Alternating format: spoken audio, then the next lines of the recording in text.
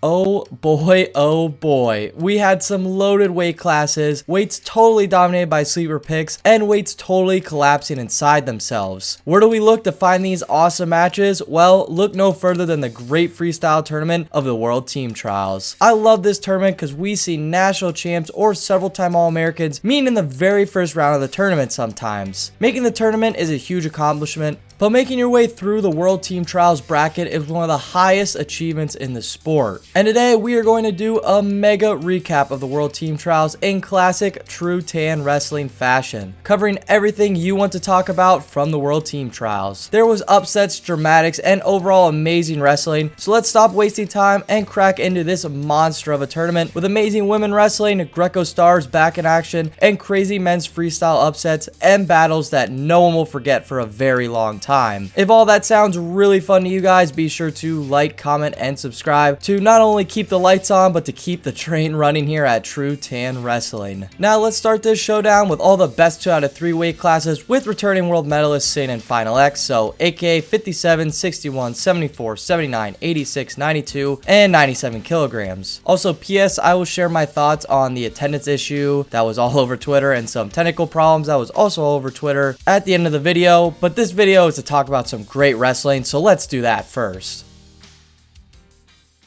And to be specific, there's no real reason I'm covering these weights first. I just thought it would be a good starting point. I have a lot to say about some weights and not so much to say about other weights, so let's just get started. At 57 kilograms, we saw the highly favorited Vito Arujau basically control this weight to Final X, tech following Wolfpack wrestler Camacho in the finals. Both of their routes were pretty fun though to watch. Arujau and Richard was pretty competitive, and it was nice to see Richards back competing for teams. However, once Vito won a flurry, it got pretty out of hand and he won the match 7-0 to make the World Team Trials finals. Camacho on his side got revenge over Ramos from the US Open, and to be honest, I could watch Ramos wrestle freestyle any day. He is fun to watch whether he wins or lose, so I hope he sticks with the style for a long time even after his college days at Purdue. Also, let me know in the comment section below if you think he'll drop to 125 this season with Schroeder graduating for the Boilermakers. Last thing to really mention at this weight was me being super impressed with Brown wrestler Levine, who's making some serious gains this offseason, and I hope that is because of the addition of Delgado to their staff. And then, like I mentioned in the open recap, I think Moulton for Campbell had a great offseason, only losing to Camacho and Richards here, which are fine losses in his development. Now moving to a really fun weight in 61 kilograms, which was literally the Wild West of the weekend, and there was literally only 8 guys in the weight. Nothing perfectly proves that statement better than it being a 5 seed versus a 6 seed final, with Seth Gross taking it home in the best of 3 series over Division 2 star DeShazer. Gross did win the series and is going on to Final X to face the world silver medalist Dayton Fix, but let's dive a little deeper into the madness of 61 kilograms. Gross used his length to really control this final series, but DeShazer did make it interesting with like 10 seconds to go, gained a 4-pointer to bring it within 1 point, but was unable to get a turn to send it to match 3. However, to give respect where it is definitely due, DeShazer wrestled the perfect tournament in my opinion. He wrestled the perfect match against former World Team member Tyler Graff, winning in his style 3-2, and then smoked past the US Open runner-up Rodriguez by getting a lightning fast takedown and several gut wrenches to send himself into 61 kilogram finals. Now, if you thought that was fun, wait till you hear this run. Gross would be down 12-3 at one point to high schooler Jesse Mendez in the first round before getting a reversal turn and wrapping up a nice trap arm to barely get by the young stud 13-12 and set a rematch up for the US Open champ Megaludis. Gross and Megaludis were having a super competitive match until Gross locked up a mean cradle and sent himself into the finals with a pinfall over the US Open champ. To be fair, Megaludis also wrestled really tough and wrestled back to place third, and you have a shot for true third to make a national team in a few weeks. Moving up to 74 kilograms or Kyle Dake's weight, we had some interesting results for sure, but the highly favored king of the US Open and Trials was Jason Nolf himself. He would tech bin David Carr in the semifinals and then win 2 matches over Joe LaValle, which was a rematch of the NCAA finals in 2017, fun fact. LaValle honestly looked solid through these trials, to be honest. He was the last chance qualifier champ, beating US Open runner-up Shields in round 1 and got a last, and I literally mean last second takedown over Gant to send himself to the finals against against Nolf, and for a while there he sort of hanged with Nolf and really pushed the pace, but it's really hard to compete with Nolf, especially with that strategy, without getting out of position, and Nolf would win the series 2 matches to none. All respect to LaValle though, he wrestled great at this tournament and he was really fun to watch for the Lehigh Valley Wrestling Club. Last thing to note, Carr also ended up coming back to place third as well, so they will have a true third match at one of the Final X locations. Now, if 61 kilograms was the Wild West, a very close second was the crazy actions in the 79 kilogram weight class, and that is primarily because of how deep that weight class is in USA Wrestling. It might be the deepest we have. For starters, let's take a look at our 79 kilogram champ, Chance Marsteller, bringing home gold, and man, what a story this guy has. He was addicted to a lot of less than ideal medications and just wasn't doing the right things for the sport, but he goes to Lock Haven, becomes a 2-time All-American, is constantly battling on the senior level, and comes out here after not making the finals of the US Open and gets revenge over McFadden and then beats Vincenzo Joseph in match 3 of their series to become a Trials champion. And he's heading to face our man Jordan Burroughs. Yeah, not only a crazy run here at this tournament for Marsteller, but just a crazy wrestling journey altogether, so you gotta love it for him for sure. I don't want to disrespect some of the other results though, because there are some other guys that did some really impressive stuff to mention. Joseph did again and beat Derringer in the semifinals to make the finals of the US Trials. Starocki lost in round 1 to Marsteller and then wrestled all the way back to take third, so that is another true third for our national team at another super competitive weight. On the backside, Starocki also beat Derringer and McFadden, by the way, and McFadden once again beat Martinez on the backside too before his third place match. Basically what I'm trying to say is this weight has some studs in the sport, whether it was on the top side or the bottom side wrestling. The best of 3 series was also incredible, and I've failed to mention it so far, so let's talk about it. Marsteller came away with the match 1 win in a very controlled match, and Joseph hit a last second throw attempt in match 2 to get an exposure / takedown with only like 5 seconds left to win match 2, which was super impressive, and we deserved a match 3 in this series regardless. At the end of the day, Marsteller came away with another controlled win in match 3 to get the only takedown of that match and to send himself to Final X. At 86 kilograms, it was the Mark Hall versus Zahid Valencia storyline, and they both made the finals pretty convincingly. Trent Hidley sort of pushed Zahid in the semifinals, however it was a pretty controlled match on Zahid's standpoint. Not to discredit Trent Hidley though, he did wrestle really well on the backside and placed third, beating Drew Foster in that third place match. Mark Hall basically cruised to the finals, but was blocked by the brick wall of Zahid, dropping match 1 6-0 and then losing 10-0 tech fall in match 2 to miss out on Final X against David Taylor. I plan on doing a preview for Final X, let me know in the comments if you guys would like that, but I think Zahid versus David Taylor is pretty interesting. We've seen Zahid versus Jordan Burroughs and Kyle Dake, and we see David Taylor battle both those guys as well, so I'm curious to see that match at 86 kilograms because we missed it at Olympic trials. 92 kilograms was all Nate Jackson, literally smoking through everyone to his title, and he set himself up for a rematch with Jaden Cox at Final X, which I think could be pretty interesting and competitive. Jackson would beat Isaac Trumbull of NC State, who got revenge on Caffey in the semifinals, and Caffey would eventually take 4th, losing to U23 medalist Jay Ayala in the third place match. We also saw Pat Downey back in action here, but after getting stuck on his back and losing to Trumbull, he would forfeit out of the tournament, unfortunately. Overall, a lot of people can say this weight wasn't that deep or didn't have any serious competitors for Jaden Cox, but I would say Nate Jackson is a serious threat, and just because he smoked through a bracket doesn't mean it's weak, it just means Jackson is that much better than the competition. This dude's been putting himself in the streets for a long time, and I'm glad to see him going to Final X because he is a stud for the NJRTC. The last of the best of 3 series to talk about, we see 97 kilograms with Colin Moore setting up an Olympic trials rematch with Mr. America himself, Kyle Snyder.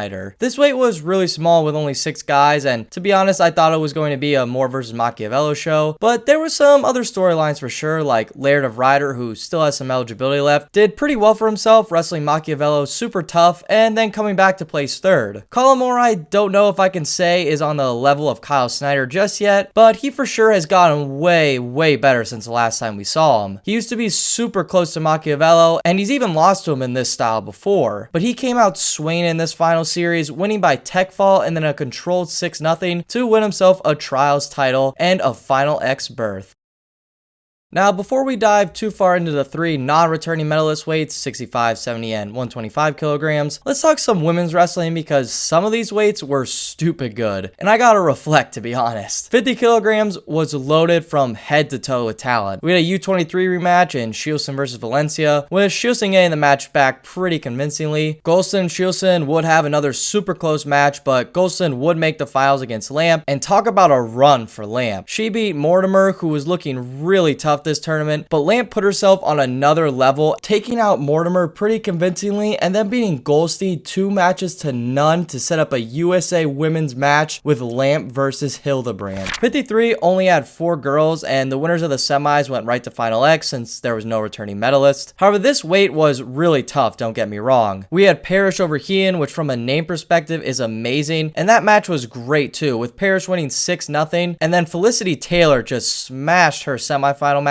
to make Final X, and she has been looking super tough at wrestling, so I can't wait to see her at Final X. Another women's star and world champion, Winchester, won her match in the 55 kilogram spot to send herself to Final X against returning medalist Burkett, which will be an awesome match to say the least. Both of them are savages. Winchester beat Mason in these finals, and she had a really nice run for herself. She beat Gallegos, who's a top women's star, in the semifinals, and that for sure really raised her stock here. Hedrick had some nail biters to win herself a 57 kilogram bracket and raise her stock for sure as well. At 62 kilograms, we had Rogers or Page go against Kilty, which is a super solid finals to watch. However, Kilty would get hurt in match 1, so match 2 was also a forfeit, and Rogers is heading to Final X. However, I wish the best for Kilty in her recovery, and both of them are super studs in the women's wrestling game. Now I'm going to skip 2 weights because I'll talk about 65 kilograms and 68 kilograms at the end of the video because those finals were just wow, shout out to those women. But at 72 kilograms, we had 2 studs win the semis to send themselves to Final X in Grote versus Ealer, and they both smoked through the field here, especially Grote, who is an absolute savage wrestler. At 76 kilograms, Guilford also smacked through her weight for the most part to win her semi matchup and make Final X, along with the other semi winner, McCoyed, who navigated a really tough bottom side of this bracket. Whoever wins this Final X matchup, I'm really excited to see on the world scene, considering Adeline Gray is sitting this year out due to her having a child. Moving back to men's, we look at 65 kilograms, where there is no one sitting in Final X, so the semifinal winners move directly to Final X. Very similar to some of the women's weights that we just talked about. At 65 kilograms, one of the men going to Final X is Evan Henderson, who went on a run and finally has something to back up his awesome hit list. He beat Nick Lee in a dramatic fashion, going down early to the pace of Lee, but would come back with some freestyle savvy moves, winning 12-11, which was an amazing match to watch. Backing up Henderson, he also beat super tough Lugo in round 1, and then beat the electric US Open champ Kendrick Maple in the quarterfinals, so he easily deserves a trip to Final X. Now, if you thought that top side of 65 kilograms was wild, well, it really was, but the bottom was all Yanni, to be honest, smoking through everyone. But Ian Parker, man, he really did some things on this front side too. He came from behind to beat junior world medalist Barlett, and then made some serious mid-match adjustments to beat a super tough, and I mean tough, Joey McKenna of the Penn RTC in the quarterfinals to make his semi-final debut. McKenna would come back and get revenge and place third, but man, Ian Parker was looking really tough in freestyle, so welcome to the circuit, Mr. Cyclone. And overall, I don't really have much else to say about 65 kilograms. It was wild. There was amazing wrestling on the front and back side, and Henderson versus Yanni is hopefully a very fun Final X, and I believe it should be fun. Next up is 70 kilograms, where we saw some impressive semi-final matchups between Pantelio versus Rutherford and J.O. versus Ryan Deacon. There is a ton of accolades in those names. Actually, fun fact, the only non-national champ was the 1-seed Pantelio, but this weight is so much fun and so matchup heavy, and we're gonna see a clash between Rutherford versus Jordan Oliver rematch in Stillwater for Final X, and to be honest, I wouldn't want it any other way. Zane looks super solid in this win over Pantelio, staying consistent, and J.O. got a crazy end of match score to take it home over Ryan Deacon. And to top it all off, Berger would beat Sasso for third to make the national team. Finally, we wrap everything up with heavyweight with no Gable returning, so we will have a Final X matchup with mega bump up Zilmer facing off against former world medalist Nick Gwizdowski. Gwizdowski really dominated his side, and I thought his Cassiope match would be a little bit more competitive, but Cassiope still needs a little bit more time to develop, but he's U23 world champ, so he definitely has the skills. Zilmer came in clutch, getting the winning takedown over Don Bradley once again to make his second Final X final.